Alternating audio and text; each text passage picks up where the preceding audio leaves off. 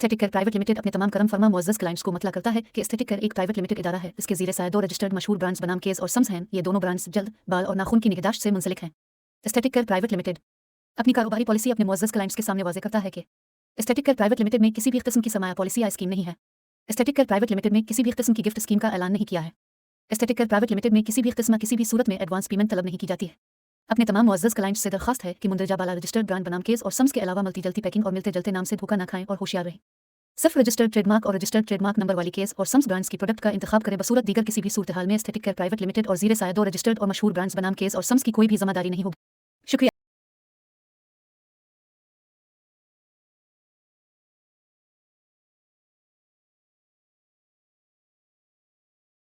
रजीम बिस्मिल्लाहिर्रहमानिर्रहीम नहमदुहु नसल्ली अला रसूलिहिल करीम अम्मा बाद। KMS की जानिब से तमाम ब्यूटी थेरेपिस्ट को मेरी तरफ से सलाम। आज का प्रोग्राम हमारा hair colour cut down, half an hour का हम गैप लेंगे। इसके बाद ख्वाजा साहब से दरख्वास्त करूँगा तो स्टेज पर तशरीफ लाएँ, अपने लेक्चर का आगाज़ करें।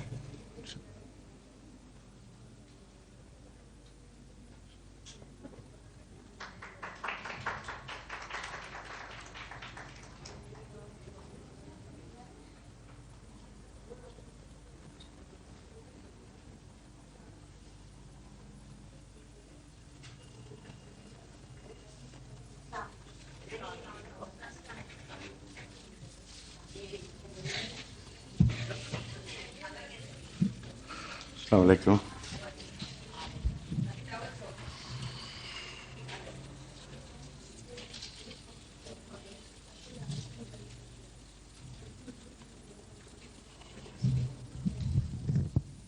वो सब पीछे पढ़ना।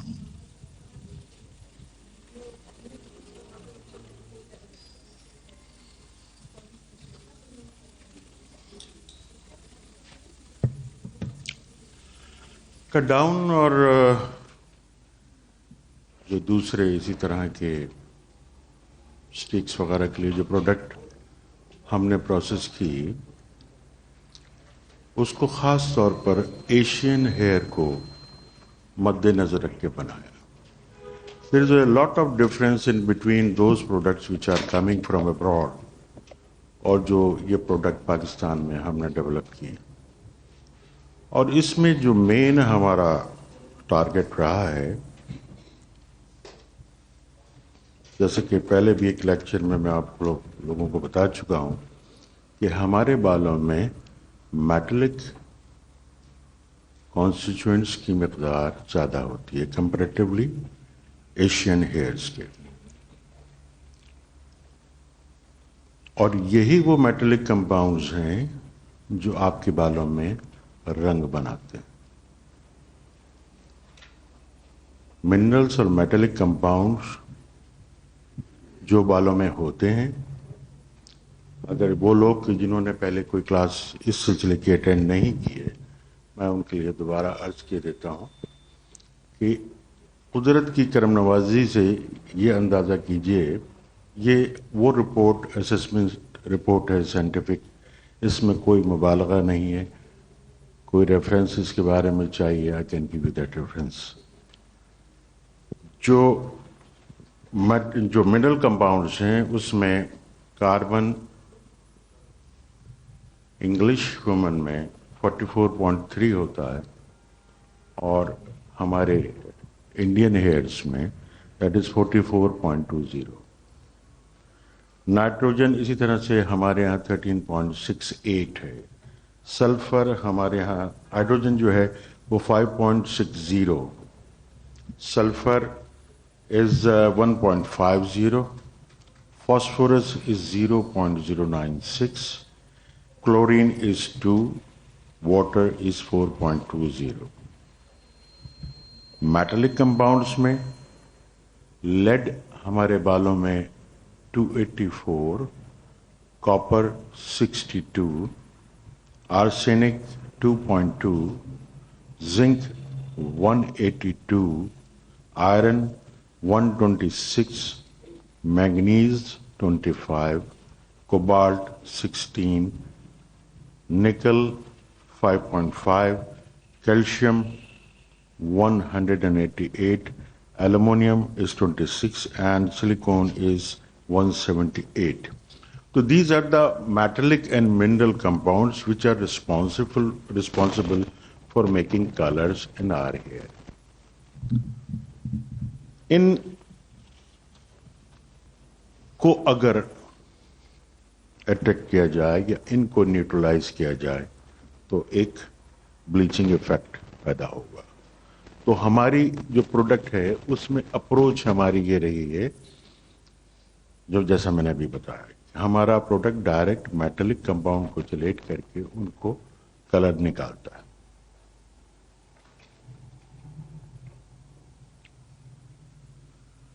دو طرح کے بال، جس میں ورجن ہیئر اور کوٹڈ ہیئر یا ڈائڈ ہیئر. ورجن ہیئر میں بھی وہ دوسرے تمام عوامل موجود ہوتے ہیں جیسے کہ ڈرائی ڈیمیج. وہ بھی جیسا آپ نے پرسوں کے ایک ڈیمو میں دیکھا کہ ورجن ہیئر تھے لیکن وہ ڈیمیج تھے. ان چیزوں کا بھی آپ نے خصوصی طور پر خیال رکھنا ہوتا ہے کہ جب اس طرح کا کوئی ٹریٹمنٹ، کٹ ڈاؤن کا ٹریٹمنٹ آپ کر رہے ہیں. تو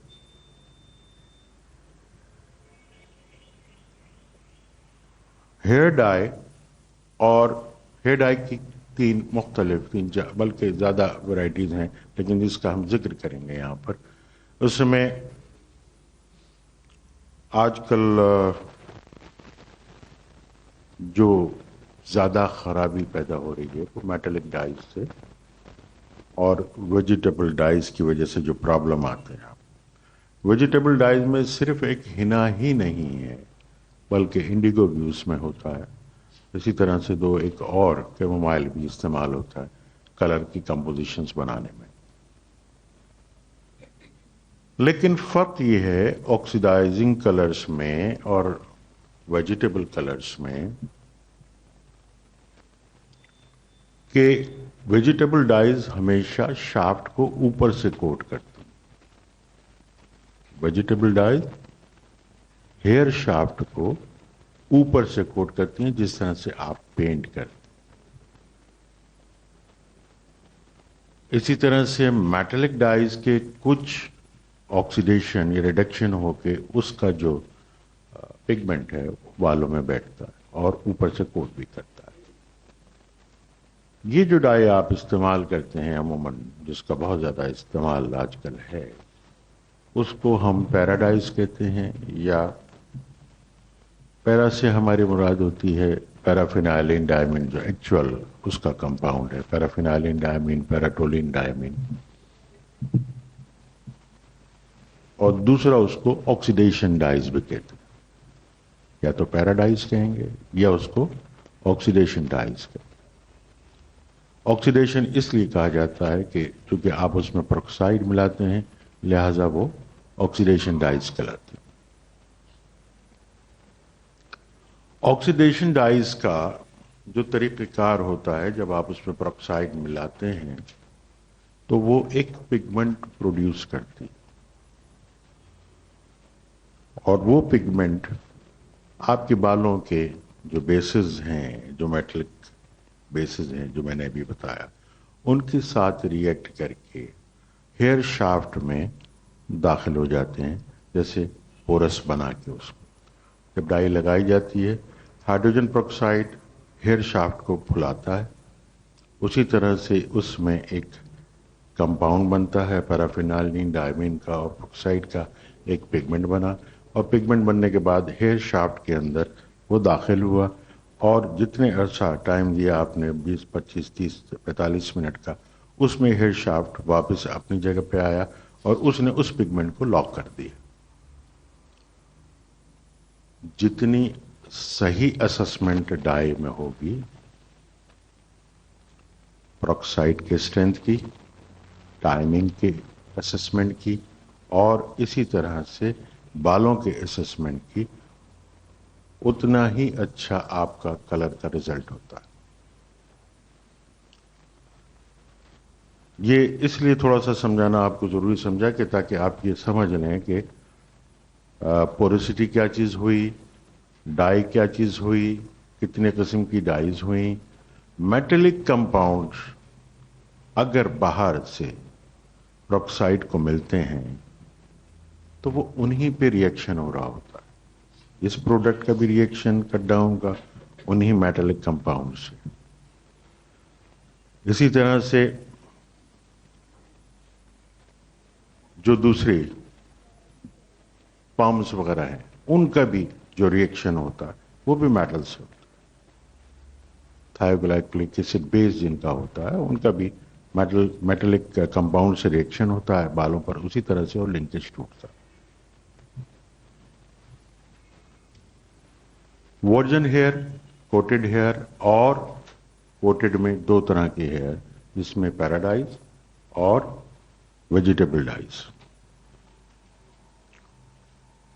بدقسمتی ہماری یہاں یہ ہے کہ ہمارے ہاں کوئی، جیسے پہلے بھی عرض کیا گیا کہ کوئی سیٹ رولز نہیں ہیں. جن لوگوں کے ہاتھ میں حنا کا کام ہے وہ بغیر سوچے سمجھے کسی مقدار کے اس میں میٹلک کمپاؤنڈز بھی شامل کر رہے ہیں، اس میں منرل بھی شامل کر رہے ہیں to get the maximum colour out of that, اس سے ایک کمپاؤنڈ بنا کے. اور یہی چیزیں آپ کے لیے پریشانی کا باعث بنتی ہیں. مختلف جو مینوفیکچررز ہیں ان کی مختلف فارمولیشنز ہیں، اور اگر وہ میٹلک کمپاؤنڈ بالوں پہ موجود ہے تو وہ ریئیکٹ کرے گا. وہ ریئیکشن کو آپ نے سمجھنا ہے، اور اس لیے ہم ہمیشہ یہ زور دیتے ہیں اس بات پر کہ کٹ ڈاؤن کوئی بھی آپ کر رہے ہیں، چاہے اسٹیکس میں کر رہے ہوں چاہے ٹوٹل کٹ ڈاؤن کر رہے ہوں، اس کے لیے اسٹرینڈ ٹیسٹ لینا بہت ضروری ہے.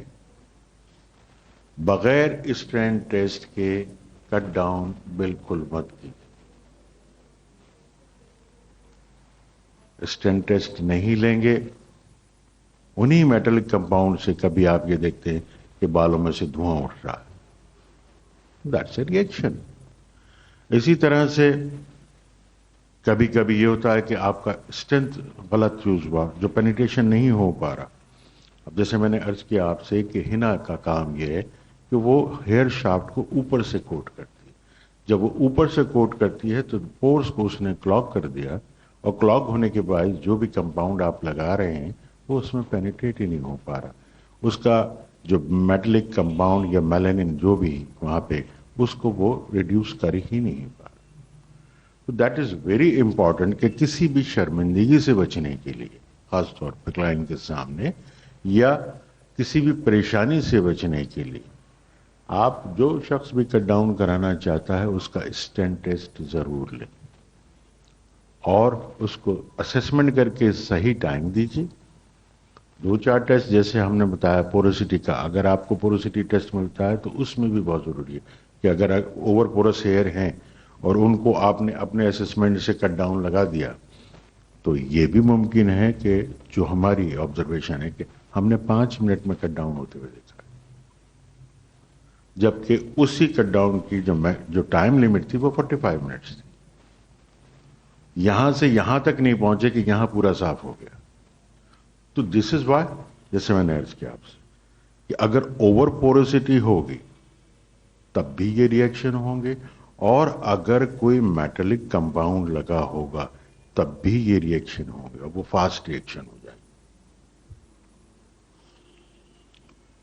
ورجن ہیئر میں چونکہ کوئی کوٹنگ نہیں ہوتی، لہذا ورجن ہیئر کو جو 6 اسٹیجز کٹ ڈاؤن کے ہیں وہ آپ باہر بھی آبزرو کر سکتے ہیں. ورجن ہیئر سے میری مراد، اگر لوگ نہیں سمجھ رہے ہیں، ورجن ہیئر سے مراد میری یہ ہے کہ جہاں بالوں پہ نہ ڈائی لگی ہو، نہ مہندی لگی ہو، نہ کوئی اور کمپاؤنڈ لگا ہو، یوزول ان کا وے آف کلینزنگ ہو، بالوں پہ کوئی چیز نہ لگاتے ہوں، تو وہ کہلاتے ہیں untreated hair, non treated hair یا ورجن ہیئر. ایسی کنڈیشنز میں کہ جہاں بالوں پہ کچھ نہ لگا ہو اور وہ ورجن ہیئر ہوں، تو 6 कलर्स उसमें डेवलप होते हैं उन्हीं कंपाउंड से, मेटेलिक कंपाउंड से, जिसका मैंने पहले जिक्र किया कि चूंकि जो कलर्स मौजूद हैं बालों के अंदर, वो फिर कलर जब रिड्यूस होते हैं तो वो बनने शुरू करते हैं। और उसमें मिसाल के तौर पर अगर आप डार्क हेयर हैं, काले बाल हैं, तो काले से वो 5 मिनट के अंदर तकरीबन ब्राउन डेवलप होगा, 5 से 7 मिनट के अंदर। ब्राउन से वो सुर्ख हो जाएगा, सुर्ख से सुर्खी माइल सुनहरे हो जाएंगे, सुर्खी माइल सुनहरे से और लास्ट में बिल्कुल पेल येलो। और इस पेल येलो के बाद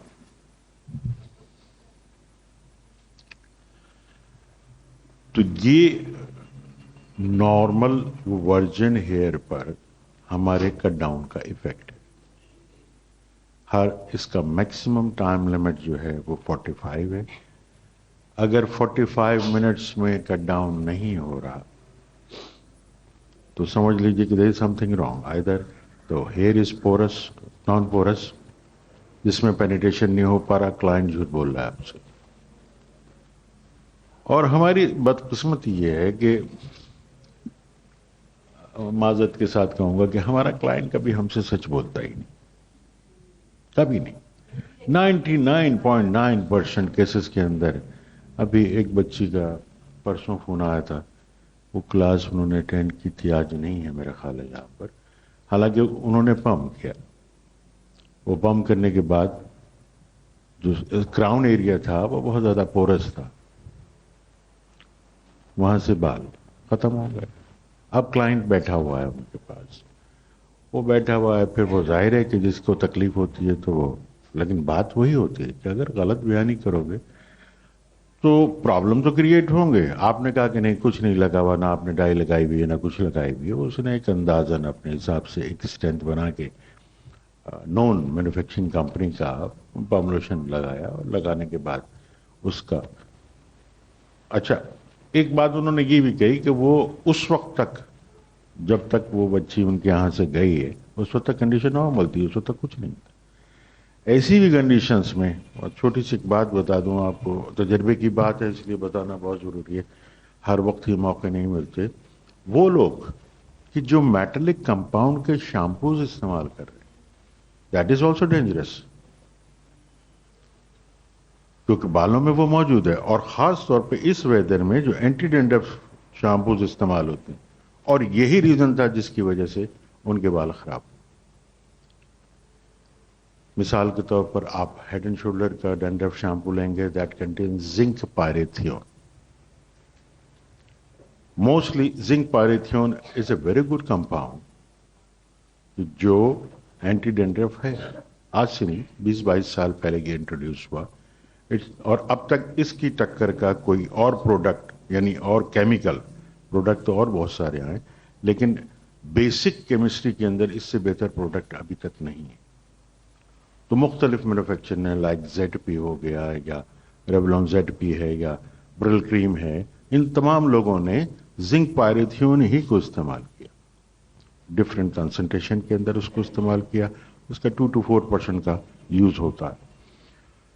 तो अगर इस प्रोसेसिंग में, और हमारे यहाँ ये शौक, जैसे मैंने पहले भी अर्ज किया कि खुशबू सुगंधी बहुत अच्छा लगा, या बड़े बड़े नाम जो हेड एंड शोल्डर में इस्तेमाल करती हूँ, तो बगैर सोचे समझे आप क्यों इस्तेमाल कर रहे हो? श्योर हो।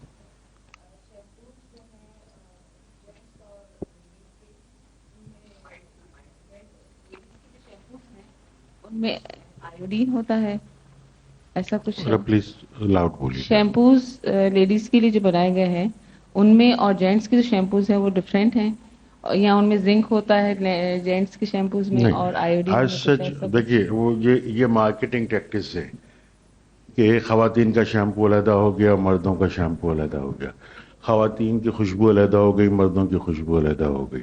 ये सब ये मार्केटिंग स्टंट है।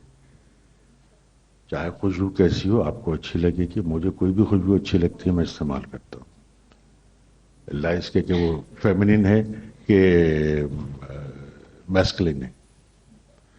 अब ये क्यों, मैं क्यों कहता हूँ ये बात, ये एक साइकोलॉजी पे रखा गया था ये बात कि मर्दों को कौन सी खुशबुएं सूट करती हैं, जिसमें कुछ नोट्स हैं ऐसे कि जैसे स्पाइसी नोट्स हैं, स्पाइसी नोट्स मर्दों को ज़्यादा अच्छे लगे।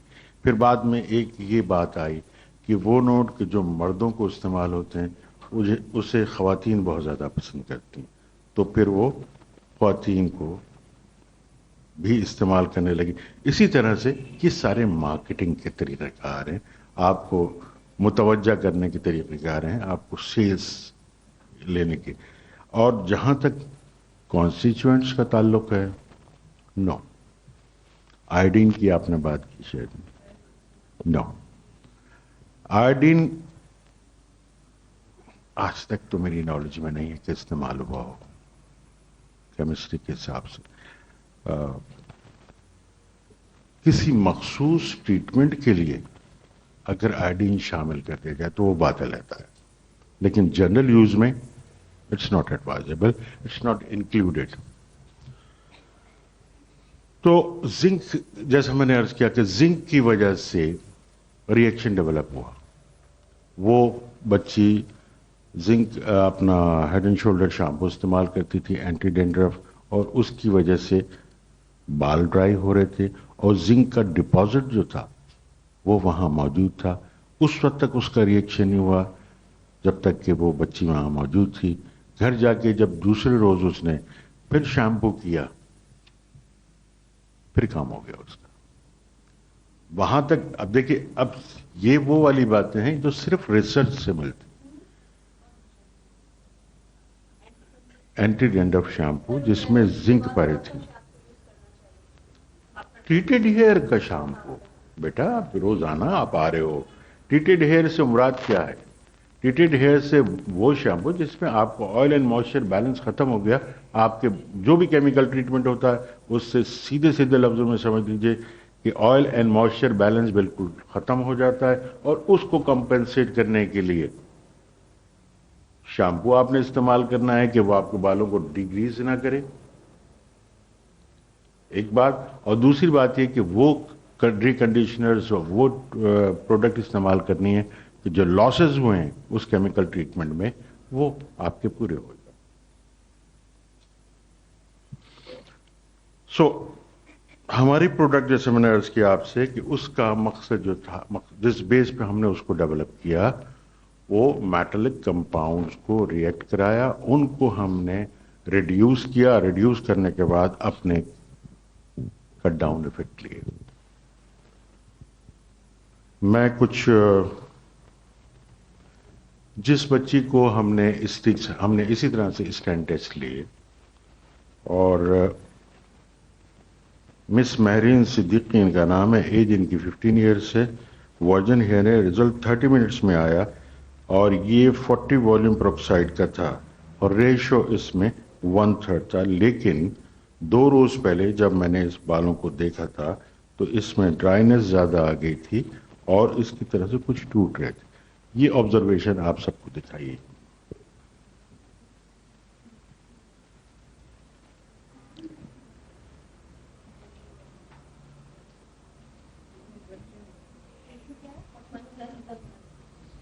Ratio is always 1+3. 1 part is powder, 3 part is cream. Time duration इसका what उसका टाइम था 30 मिनट्स है। लेकिन ये भी मैं बताऊं, ये 30 मिनट्स का टाइम जो था स्टेन टेस्ट का टाइम है, स्कैल्प पे नहीं है, ये स्कैल्प से बाहर है। बेटा इसको इस तरह से देखा जाता है कि आप इस बाल को लीजिए, इस तरह से लीजिए, लेके इसको आप जरा ये देखिए, इस तरह से जैसे सिवैयां तोड़ते हैं, ऐसे करके उसको दबा के देखिए कहीं टूट तो नहीं रहा। ऐसे करके देखिए ताकि आपको अंदाजा हो इस बात का कि इस पर इफेक्ट क्या रहा।